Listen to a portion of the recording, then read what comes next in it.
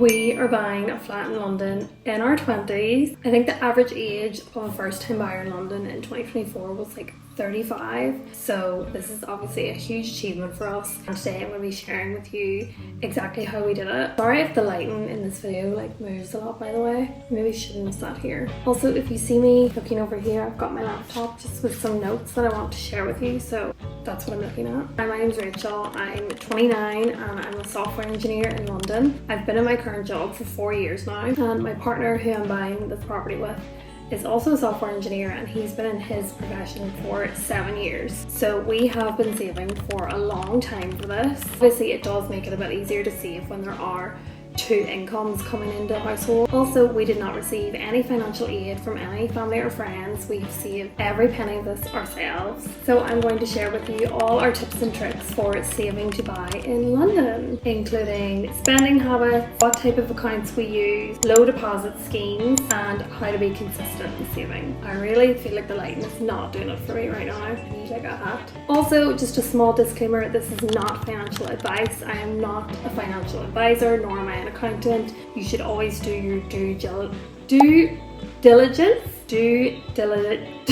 Should always do your due diligence and make the best financial decision for you in your own situation. That being said, let's get into the video. Spending habits. The 50-30-20 rule. I learned this rule a few years ago, and for those of you who don't know the 50-30-20 rule, so the idea is that 50% of your earnings should be spent on needs, 30% should go towards your wants, and the remaining 20% should be for your savings and investments. Let's start with 50% on needs. My partner and I have a joint account. Every month we put 50% of our earnings into this joint account, and that account is only used for needs. So our rent, our bills, our groceries, any emergencies that might come up, nothing else. 30% wants, 30% stays in each of our own personal accounts. That way we have autonomy over our own spending and our own wants. So for example, my boyfriend's football season ticket or my gym membership if I want to go out with the girls for dinner. We also use that money for things like paying for holidays together. The remaining 20%, the most important part, is your savings and or investments. Which brings me to the type of accounts that we use. So my boyfriend and I both hold, I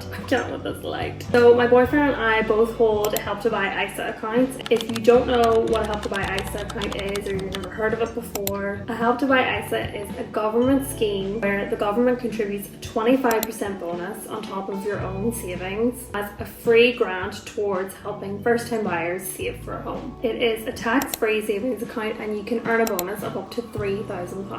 You can also use more than one Help to Buy ISA to pay your deposit on your first home. It's also important to note you can only save £200 a month into a Help to Buy ISA after you first open it, so it can take quite a while for this money to build up. If you do have a Help to Buy ISA, I strongly encourage you to use it. This has helped us so much in being able to afford to buy a property in London. Unfortunately, if you don't have a Help to Buy ISA, they are no longer available to open. But there are a lot of alternatives that you can use, including a lifetime ISA, which also offers a 25% bonus for first-time buyers, or you could use a high-yield savings account. So the money that's not in our Help to Buy ISA, the remainder is held in a high-yield savings account, which typically has much higher interest rates than like your bog standard savings account. I also personally like to invest a little bit of my savings, so I have a very modest portfolio of investments, mostly in the S&P 500, which is the top 500 companies in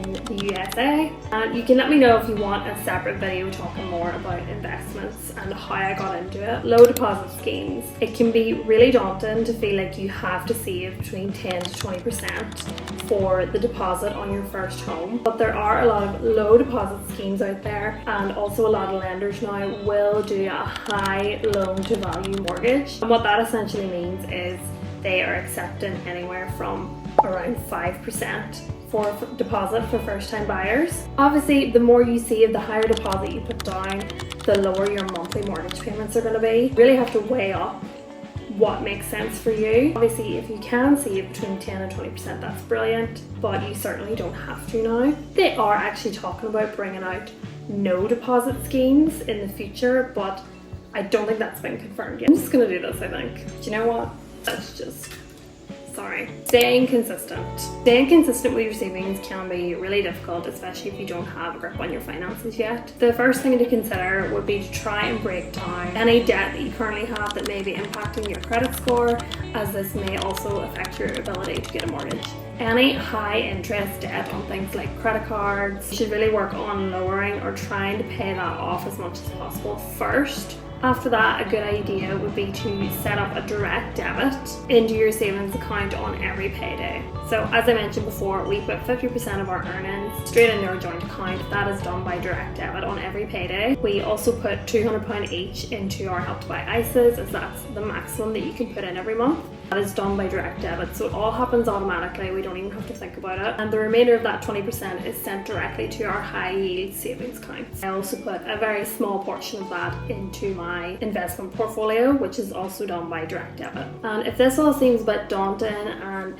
saving even £200 a month just seems too much right now, then try and start smaller, break it down. Even £50 a month a year from now is going to make such a big difference, and you'll be one step closer to buying a home. Another thing we've done this year is really check in with our spending habits. So when I first moved to London, I think I was going out like maybe three nights a week. Going out 3 nights a week in central London is not cheap. So I really had to cut back on that and prioritise like going to the gym and other hobbies, meeting my friends for a coffee, maybe suggesting to meet them at a park instead of the pub. I've also really cut back on my online shopping. I've been trying to build more like a time capsule wardrobe where you can wear the same pieces over and over again and not have to buy a new outfit for every weekend. But ultimately, saving for a house in this day and age is not easy compared to previous generations. The housing prices have shot way up and the wages have not been keeping up with the cost of living. So don't feel pressured to buy, and don't feel like you're behind in life if you haven't bought a property yet. It's not something that I thought would ever happen for us in London. Just on that, a little update on where we are on the house buying process. In my last video I showed you a few apartment viewings we had been to, and I'm very happy to say that we have had an offer accepted on one of them. We have also had our official mortgage confirmed. We are just waiting for all the legal stuff to be done now, and we're hoping for a completion date of July 2025. I hope this video was helpful and made it seem maybe a little bit less daunting in saving for a property. If you did enjoy it, please leave a comment down below, and if you made it all the way to the end, then maybe leave a lemon emoji so that I know you watched the whole way through. If you want to see more videos like this and follow along in our crazy first time buyers journey, then make sure you subscribe, and I'll see you in the next video.